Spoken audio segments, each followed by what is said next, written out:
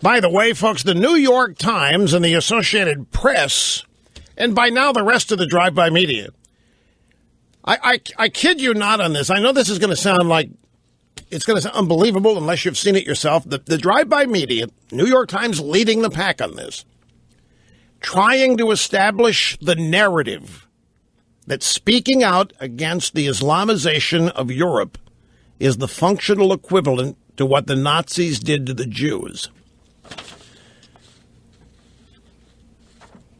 I kid you.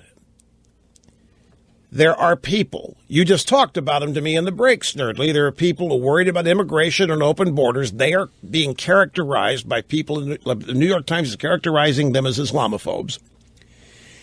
And further, the New York Times is trying to establish the narrative, and the AP too, I've seen it both places, that if you speak out against Islamists migrating to European nations, which is the Islamization of Europe, if you speak out against that, you're the functional equivalent of what the Nazis did to the Jews.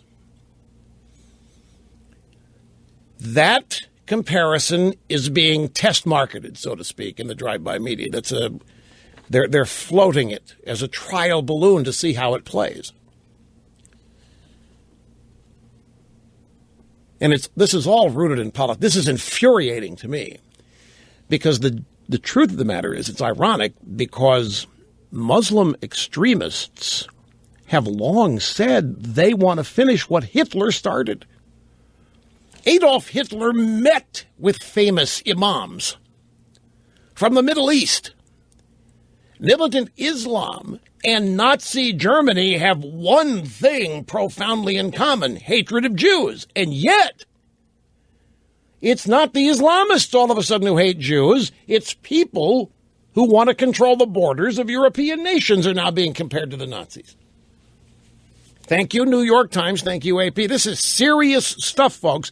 And it's just the latest in a never-ending effort to destroy conservatism.